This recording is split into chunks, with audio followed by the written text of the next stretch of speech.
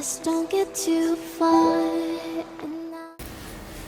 Hi beautiful souls, it's Tan back here with another astrology video for you, and today we're going to be looking at the YOD configuration in astrology. So if you've been keeping up with the channel and you like the content that I've been putting out, you can support me through a platform called coffee.com by buying me a coffee, and the money that you support me with will go into the equipment, the tools, as well as the software that I use for making YouTube videos and putting out birth chart readings for you guys. So there's a lot of questions out there about people who have a configuration in astrology called a YOD, and they're wondering how to work with that and what it really means. And in mainstream astrology, you will see that this aspect is called the finger of God, which I don't really think it's an accurate description or definition label for this particular configuration, because it doesn't really have anything to do with that. So in today's video, I'll be offering a more practical approach to how to deal with the YOD in your chart, as well as giving you an example of how I've dealt with this configuration in my own chart, because I believe that the best way to really learn is to learn from real life experience. So if you have a YOD in your natal chart, it's going to look like an isosceles triangle. This means that there's going to be one planet at the tip of the triangle that is called a planet at the apex of the YOD, and then there's going to be two other planets involved in the configuration, and maybe 3 or 4 if those planets are conjunct to each other. So it depends on how many planets are involved, but it's basically going to give the geometry of an isosceles triangle.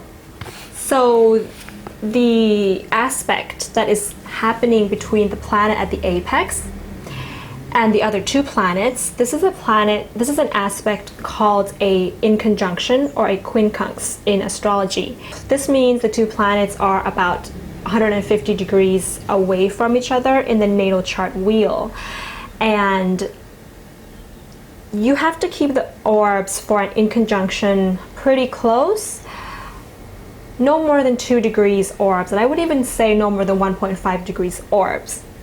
And the other aspect that we have involved in an in conjunction is going to be a sextile. And that is an aspect of 60 degrees between the 2 planets. So a couple of things that you're going to have to keep in mind when you're trying to work with your YOD or interpret your YOD. First is, what are the planets that are involved in the configuration? Are they personal planets or are they outer planets? Because if they're more personal planets, they will have a more personal impact on your psychological makeup. If they are more outer planets, they may have something to do a little bit more with your environment and how you navigate your life, but it depends. You also want to see which house the planets are in, because that's the area of life that's going to be affected by this configuration. You also want to check to see what sign rules the planets involved in your YOD. So if Mars is involved in your YOD, that's going to be Aries, for example. And then you want to see which houses in your chart is ruled or occupied by that sign. So maybe Aries is the ruler of your 4th house. That area of light, so the 4th house, will be a part of this YOD, for example. And so those areas of life, with regards to the houses, is how this YOD is going to influence your life and the changes that will be made in your life when the YOD is activated. If the sign that rules the planets in your YOD and they're ruling an angular house, this YOD will have more of an impact on your life, especially if it's an outer planet involved in the YOD. Let's say you've got Saturn as part of your YOD, and let's say Capricorn, which rules Saturn, rules your midheaven. This is going to make this YOD pretty potent in your life. But let's say that Saturn kind of rules your 3rd house. It's not an angular house. It may have less of an effect on your life. The next thing you want to look out for when you're checking up on your YOD is transits that may trigger the activation of this YOD. So this is a little bit tricky because there are different ways of looking for transits with regards to this configuration. Kind of the more potent one is going to be a Jupiter transit or a Saturn transit. Specifically the outer planets, so Jupiter, Saturn, Uranus, Neptune, Pluto. Aspecting the apex of the YOD by a conjunction or by an opposition or a square, that's powerful.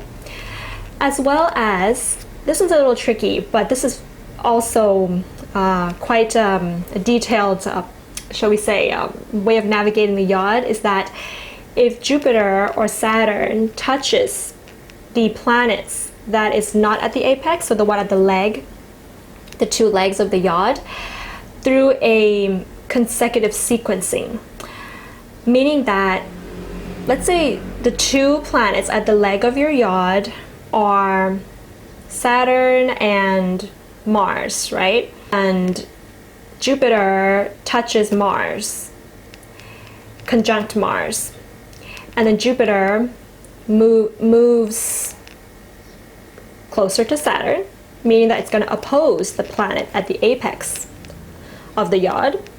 And then as Jupiter keeps moving, it touches Saturn or conjuncts Saturn. That means you've got 3 activation points, 3 triggers in the YOD. And with regards to Jupiter, these 3 activations will take about 2 to 2.5 years roughly, because it's going to take, Jupiter about 2.5 years or so to move 30 degrees. If Saturn is doing something like this, it's going to take Saturn about roughly 6 years. So you will get 3 triggers within 6 years for this YOD. Or maybe you've got both. You've got both the 3 triggers as well as something happening to the planet at the apex, and that's very powerful. So what's a YOD exactly? So in order to really understand what is happening with it, we have to be aware of the inconjunction, the 2 inconjunctions that are happening in the YOD. And an inconjunction is when the energy that's being exchanged between these 2 planets in your chart, they have nothing in common, which means that they're going to kind of just do their own thing without respect for each other throughout your life. And so over time, this can lead to a discontentment, a dissatisfaction with particular areas of your life. It's very easy for the person who has these inconjunctions to feel like things are happening to them out of their control. Like it's a problem that's happening to them based on what's going on in the environment, and people are doing things to them, or their job or their environment is doing something to them. So it makes it harder for someone who has the inconjunction to actually get a grasp on how to work with the inconjunction. But the best way to really work with it is to take the energy of the 2 planets and consciously fix it by knowing that it's not an external problem, but it's an internal issue that has to be fixed. So inconjunctions can lead to awareness, because you're coming from a place of no understanding to a place of holistic, comprehensive understanding through subtle struggles in your life and overcoming these subtle struggles in your life. And that's why the YOD can be a very spiritual configuration in your chart. Now, if you don't have a YOD, it doesn't mean that you're not a spiritual person or that you're not going to reach a spiritual awakening in your life. Any aspect can lead to spirituality. It's just the journey is going to be different, because aspects indicate energy exchanges between 2 planets. So any aspect can make you reach a spiritual awakening.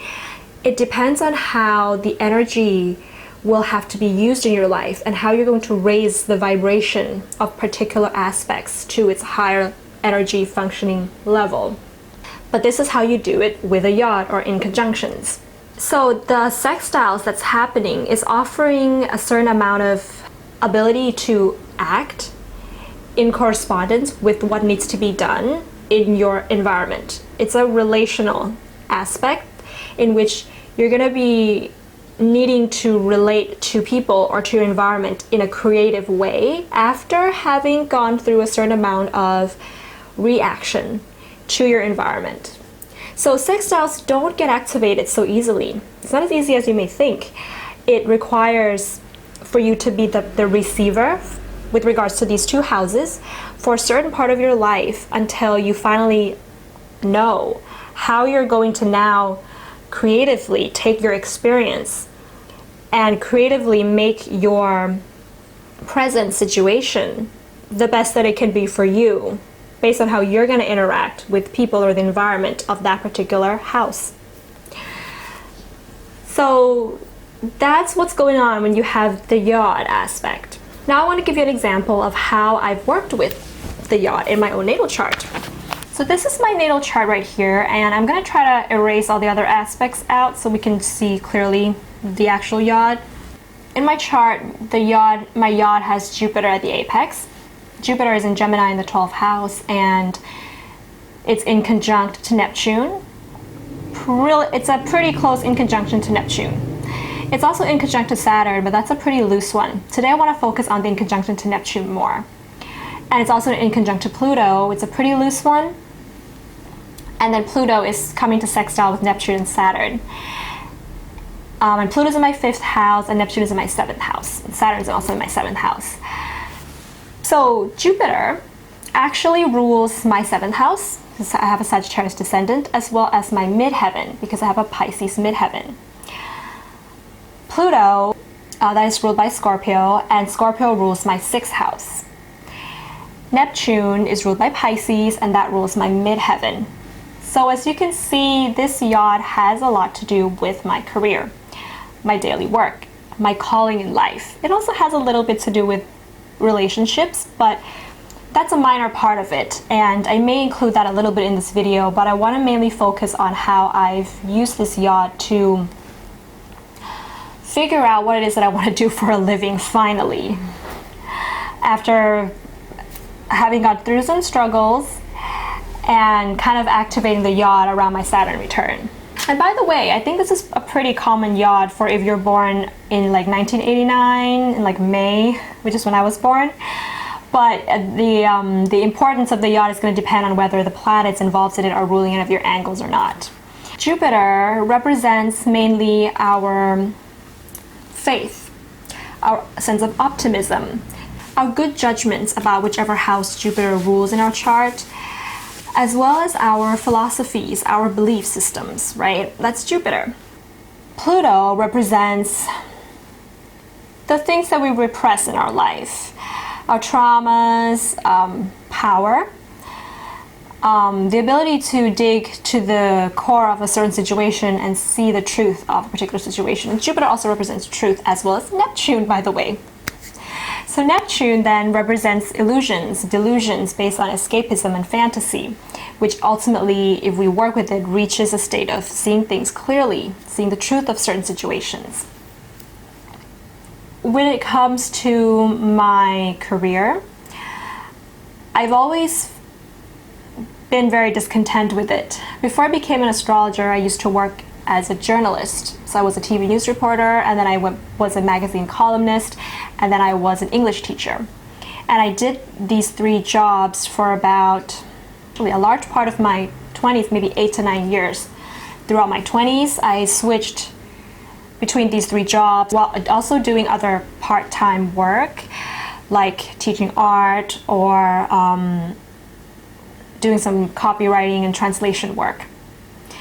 And you see, because Neptune rules my midheaven and Jupiter, like I said, represents our good judgment, I didn't really have good judgments about what my calling was in this life and what I was really born here to do. And a large part of that is because Jupiter is in my 12th house, meaning that I didn't really quite understood what my real gifts were or what my talents were. They were sort of hidden. And when Jupiter is in conjunct to Neptune, it makes it so that I trust people easily, especially when people tell me that I should do specific things with regards to my career. I would make choices based on that. And to be honest, this is kind of embarrassing, but the reason why I became a journalist or a TV news reporter was because I just thought that I was searching online just for a job where I could use English. And I found this job and I was like, might as well just try it out, go for the audition, see what it is like. And then they hired me and then I just took it from there. There was really no solid foundation. And the reason why I became an English teacher, and this is also kind of embarrassing, was not really because I wanted to teach English, but was because I wanted to travel. So you see how like my decision making, my judgments was kind of avoiding actual responsibility. So it was kind of avoiding responsibility of the hard work that has to come if I were to really pursue my real calling in life. And throughout my whole 20s, I was, totally interested in astrology, but never really did anything about it. Also, with Jupiter ruling the 7th house, and Jupiter is in conjunction to Neptune, Neptune rules the 10th house. I've been in relationships, long-term relationships, in which the people I dated, my partners, didn't like astrology.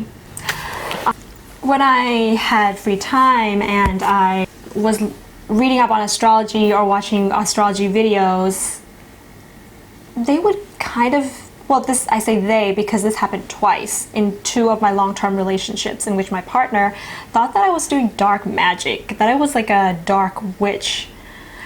So because I had Jupiter in conjunct Neptune and Jupiter's in the 12th, I opted for the solution of just not pursuing astrology anymore and kind of just repressed that part of my interest to get along with the people that I was in a relationship with. And so that was kind of something that kind of held me back, I suppose, from my Jupiter. So I had 3 hits with regards to this, because in December of 2017, the first trigger was when Jupiter was in Scorpio. At that time, Jupiter was around 11 degrees of Scorpio. So it was conjunct to Pluto, and it inconjuncts my natal Jupiter. In December of 2019, you see, I had started a YouTube channel, but it was a YouTube channel about traveling, and I was doing this because the person I was dating at that time suggested I did it, about traveling as well. So I thought, yeah, I like to travel, I might as well just do that, even though I didn't really believe in that. Jupiter's are beliefs. I didn't know what I believed in, actually, and I wanted to hide a lot of my beliefs and my faith, just for fear of being judged, for fear of ruining my relationships, for a lot of fears. But anyways, in December of 2017, and that was the time when Saturn started going into Capricorn, so I was having a Saturn return as well. So there's a lot of triggers here. And so I had a dream that, in the dream, I think I talked about this in my 12th house video, but in the dream I was eating elephants. Well, I wasn't eating elephants, but I was in a restaurant where people were eating elephants, and then I was watching people eat elephant meat, and I was trying to stop the chef from giving people elephant meat, because the chef was basically cutting the meat off of the elephant in front of everyone. And the elephant were screaming and crying, but the chef continued to do it. So I was screaming and crying, and I was telling him to stop doing that. But basically, I've always been somebody who had vivid dreams, so when I woke up, I was trying to figure out what was the meaning of this dream, and it was really disturbing. It was nothing like I had ever dreamt of before. And the 12th house rules our dreams and sleep, and I have Jupiter there, right? So I thought, okay, I had this intuition that the dream was telling me something about the food that I ate on my table. And so I kind of did a bit of research into slaughterhouses and animal agriculture and things like that. I found it pretty disturbing, what actually goes on behind the food that we eat on our table. And I would spend that week, the whole week, watching several documentaries about how the animals were raised in these farms and how they came to the grocery stores and how we buy them and how we eat them. I looked very deeply. Jupiter conjunct Pluto, Pluto in conjunct to Jupiter. And it was very disturbing for me. I cried every day for an entire week. but I wanted to push further because I wanted to get to the bottom of it. I knew that even though I was disturbed by it, but I thought to myself that even though I couldn't see something, even though I didn't know something, it doesn't mean that it doesn't happen. So this was the beginning of my search for truth in the world. And after that 1 week passed, I decided to just go vegan and see how that's going to go for me. Not because of anything logical, but because I just couldn't eat the meat on my table anymore. I felt disgusted. And this is not a video about veganism, by the way, guys. I'm not promoting veganism, and I'm not going against people who eat meat. It was just at that point in my life, after having watched so many of these videos, of course I didn't have the appetite for meat anymore, right? So I'm just saying that at that point in my life, I decided to go vegan and see how it would go from there, because of the feeling I had that my stomach just didn't want to take in meat that came to me in this way. I kind of went cold turkey with regards to going vegan. And well, what happens to your body is that when you don't take in meat and you only eat plant-based foods, your body starts to go through a bit of a cleansing. Even if it's just for a couple of months or a year, your body will cleanse itself a little bit. And things started happening from that point onwards that sent me into a spiral. So in 2018, I think that triggered the sort of a third eye opening for me, wherein I exercised my good judgment with Jupiter, or at least some kind of judgment. And Saturn going to Capricorn instilled a certain amount of discipline. So the diet that I was taking in was based on a particular judgment and discipline. So for the first time in my life, I actually knew what it required to judge something. So judgment is not, judgment can sometimes be bad, definitely, but sometimes we need to exercise the right kind of judgment in our life to get by. From that point onwards, I kind of wanted to search for truth in all aspects of my life, my career, my relationships, my lifestyle. I became somebody different. I no longer just kind of went with the flow, which, having a Gemini rising for a large part of my life, kind of just went with the flow, right?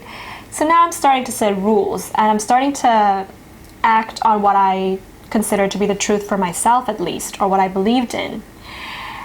So that kind of was a really huge change in my life, and my family, I think they kind of had a hard time with who I was becoming, but they got used to it later on. Anyways, I had a second trigger in December of 2018. This trigger was Jupiter being at 11 degrees of Sagittarius, meaning that it was my Jupiter opposition, because I have Jupiter at 11 degrees of Gemini. This one had a lot to do with my career, because Jupiter is moving into my 6th house. I felt like after I had sort of like a third eye opening, I was seeing a lot of things in the world that I felt very sensitive to, shall we say, sufferings and things like that I felt very sensitive to for people and all beings in the world. But anyways, with Jupiter being in conjunction to Neptune in my chart, this sometimes leads to teachers or spiritual gurus that I interacted with or that I looked up to who were just not a good example, but I still trusted them anyways.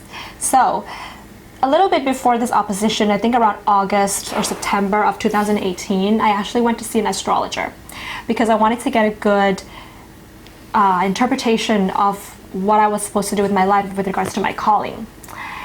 And the astrologer that I saw said a couple of things with regards to my chart that were true, but said in a very harsh way, and he didn't offer any solutions to that. So I actually came out of my session with him feeling worse than I did when I went in. And I'm not saying that he was inaccurate. He was definitely very accurate with what he said. He was accurate, but he didn't offer a solution to it. So I was still stuck and didn't know what to do. And at that point, I had realized that there's this paranoia that creeps into me when I came out of a session with him. And this paranoia was telling me that he's probably not the best counselor or advisor out there. This feeling of paranoia, I told myself I would learn from that, and every time it comes up again, it's going to be a sign that the people that I am interacting with in my life are having a bit of a, maybe they're giving me bad advice, or maybe they are not as healthy as they could be. But after that, I think I saw another astrologer. She goes by the name of Jewel Mayberry on YouTube. She's also on YouTube. And she actually gave me a really good advice about my career. Something for me to think about, solutions, a larger perspective of things. And I think she was a really good example of an advisor that I could trust. And the feeling was totally different. There was no paranoia. You know, my intuition was working. Jupiter in conjunct Neptune was working in a way where I couldn't believe that I had this within me. And so, December of 2018 was really hard because I had quit my job as an English teacher. My contract ended and I had the option to renew the contract, but it would go on for another 2 years, and I didn't want to be an English teacher for another 2 years. I had no vision for my future in teaching English, and I never realized that I had no vision for it until 2018, until this whole thing was happening, that I realized 10 years from now, if I was an English teacher, would I be happy about it? No. I don't want to see myself 10 years in the future as an English teacher. My visions for my life started to kick in. There was a lot of things opening up for me.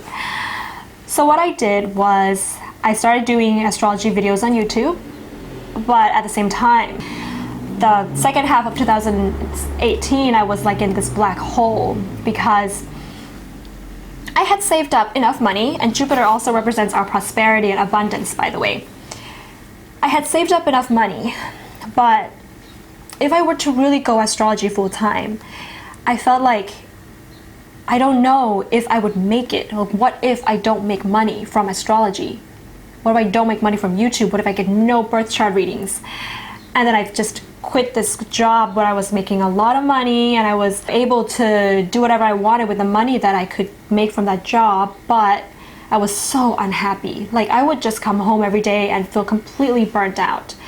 And I would go to work and I would have to drink 3 or 4 cups of coffee a day because I just was not motivated. And then I was tired, and I'm a projector, so I couldn't teach for 6 hours in a row. That's what I was doing. I was teaching most days of the week, 6 hours in a row with a class full of like 15 students. And my sacral energy was just burning and burning. All the signs were there that this was not the right career for me. Sorry guys, I'm getting a bit aggressive, but just passionate, Anyways, so what I did was, well, the first thing was I was doing a lot of tarot card reading. I was really getting into tarot because I felt like they sent me a lot of messages, and insight into my life that I couldn't get without it. But at the same time, I knew that I had Jupiter in my 12th house. And I knew that this placement requires faith. And because, Pisces was my midheaven and Jupiter's going to the 12th house, there had to be something more to my career, Maybe I'm supposed to be a teacher, but maybe I was supposed to teach more spiritual things. Astrology even, be a guide to people with regards to astrology and more metaphysical subjects or the occult, things like that. And so I knew that I just had to have faith with Jupiter in the 12th house. Where was my faith? I was doing things in my life that I knew I would get. I knew what the results were going to be, what the consequences were going to be, that I could expect a certain result, and that didn't require faith because it was just an easy path. It was a path that could be predicted. So even though this new career path, the astrology business that I was going to start, I didn't know if it was going to make money, I didn't know if there was going to be clients. I just knew that it was what I believed in very strongly. And I knew that I could read my natal chart, and my natal chart is pointing to the direction of faith. I also have a North Node in Pisces in the 9th house. So going for what I believed in was something that was strong in my chart, even though I just feel like I wasn't gonna get the abundance. I have to believe that I could get it in order to get it. The abundance has to be cultivated from within in order for me to see the abundance without. And that's what was always in my head, abundance within. You know, that 2018, 2019, abundance within, I am enough, I have enough abundance, I got enough within me, I have enough skills, I have enough talent. I have to believe in myself. So this is something that I think about every day. I meditate on every day. I did a lot of meditation, a lot of tarot card readings to build my faith, build my abundance from within. It was a very interesting process, but at the same time, it instilled a lot of fear of poverty, fear of not making it in the world, fear of not having success. Jupiter, the 12th. So the last trigger was, January 2020 is the last trigger. And after that, things kind of ended with regards to my spiritual awakening experience. So throughout 2019, I worked hard to make this astrology business happen, while at the same time having to meditate and having to instill a different mindset about faith and abundance and belief in myself, to the point where right now I am seeing the abundance coming in from outside. I just did what I believed in, and when I do birth chart readings, I always tell people the truth. Even in my videos, I always try to tell you the truth about stuff. And I know that sometimes I may seem harsh with what I say in my birth chart readings, but I always make sure to offer solutions. I believe in looking inwards and improving ourselves from within, right? So I always make sure that I tell the truth with regards to my readings and my videos. And I think that somehow brings the abundance to me. Jupiter in conjunct Pluto, Jupiter in conjunct Neptune. And I've been working with my skills of intuition. And, when I'm reading a natal chart, I've been working with the skill of being able to, Jupiter conjunct Mercury in Gemini, kind of synthesize information, looking for patterns, improving on my pattern recognition skills.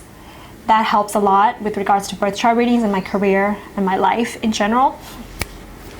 So if you have, Jupiter at the apex of your YOD like I do, your spiritual awakening is really one that has to do with the spiritual understanding of abundance.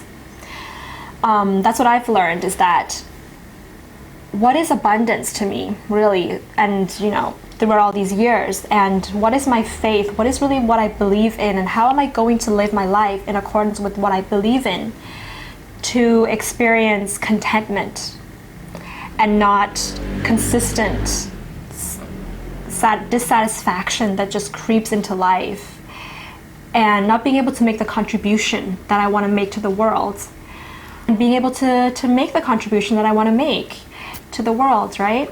Yeah, guys, that's been my my spiritual awakening experience with regards to how I've been working with the YOD. Yeah, if you have a YOD in your chart, do comment below what planets are involved, which houses are involved, and do you have any triggers to that? But also, if you feel like you would like to speak with me directly and talk with me about your YOD, then you can check out my website. I have some services offered there, as well as I also do birth chart readings, as well as synastry and relationship readings as well on my website. We can keep in touch that way. So that's it for this video. I hope I wasn't too aggressive. I get passionate sometimes when I'm talking about things that I'm passionate about, which is astrology, which means I get passionate all the time. If you liked this video, give it a thumbs up and hit the subscribe button below if you haven't. If you already subscribed, thank you very much for coming along, guys. And I'll see you very soon in my next video. Bye. To always be